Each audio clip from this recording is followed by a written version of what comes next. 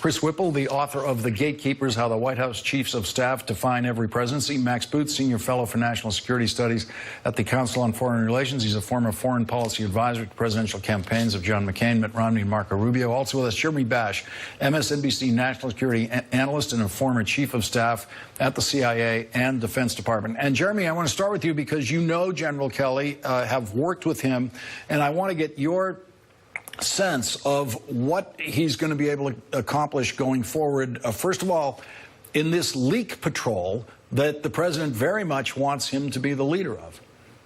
I think General Kelly sees his primary job not so much as constraining the leaks, because I think over time he has seen in the Pentagon and other jobs really the only way to combat leaks is loyalty. It's not by investigations and by trying to chase them down. It's really by engendering trust. So I think he sees his primary job is to get rid of the chaos and dysfunction that has led to presidential decision-making in a catastrophic manner thus far. And I think he believes he has to control, as you referenced, access to the president. He has to have a regular battle rhythm of meetings, and he has to tee up decisions for the president in an orderly fashion. And his job is not going to be to make decisions about policy, but to make sure policy decisions are teed up for the commander-in-chief. So Chris Whipple, he has brought in everyone. There's the situation in Syria.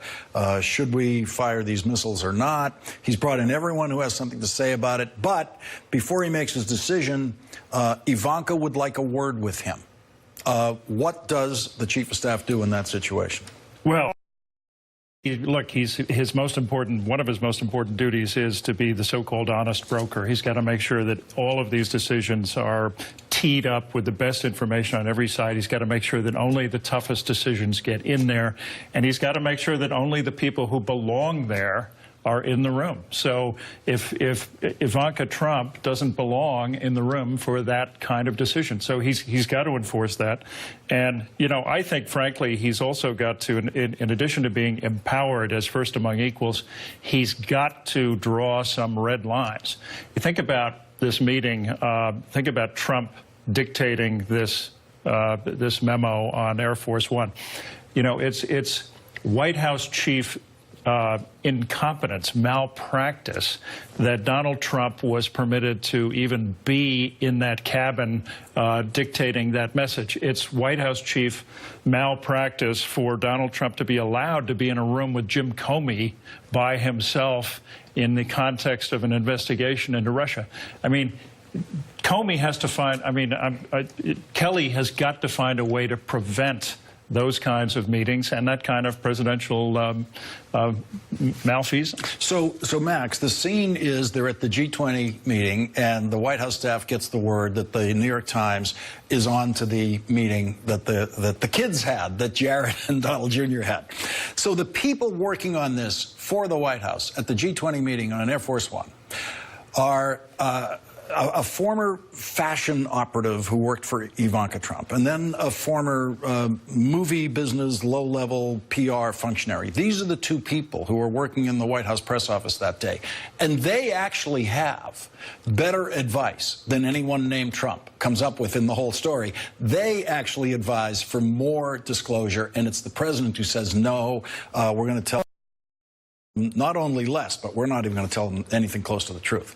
Well, respectfully, Lawrence, I'm not sure I agree with you that more disclosure is actually in Trump's interest, because as we surmise, he's got a lot to hide. I mean, more disclosure only makes sense if he's truly innocent, right? But their argument, as naive and inexperienced as they were, was it's all going to come out. Yeah. So maybe we should put it out. They finally figured that out, and they were right about it all coming out, because it did over the course of 3 days. But I think President Trump, what we're seeing now is he understood that they had something serious to hide. This wasn't just a PR problem. It's a real issue.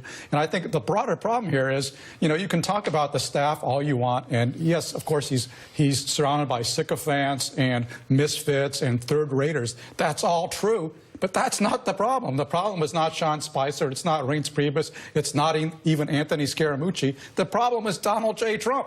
He is not qualified intellectually, morally, or ethically to be president of the United States. And at some level, it doesn't matter who he's surrounded by, because this is not a situation like Ronald Reagan or Bill Clinton, where you can have a more effective chief of staff come in and rescue a president who's flailing around.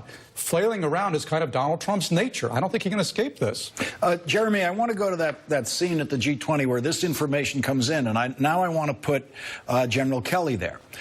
What does he do? You have Hope Hicks, you have Ivanka's operative there, and they have access to the president, and they want to tell the president that Donald Jr. has this issue with the New York Times. We have Chris Whipple and others in the Washington Post saying the president should not be allowed even near this information at this point in time. He should not be involved in any way in what the statement is. Does General Kelly simply say, no one's allowed to tell the president this information? Does he tell the president the information, close the door on Air Force One in the office there, and tell him then what not to do? I think General Kelly has to lay down some key ground rules at the outset of his tenure here. I think he will do that. And one of the first ground rules will be anything pertaining to the criminal investigation of the president. And it is worth repeating, Lawrence, the President of the United States is under federal criminal investigation. And General Kelly should inform everybody anything having to do with that should be handled by the President and his counsel, not by the White House staff. The moment any member of the White House staff talks to the President about these matters under investigation, they become a witness. And they basically open the door for Bob Mueller to collect emails and to interview witnesses in this case. So I would think that that is one of General Kelly's principal jobs.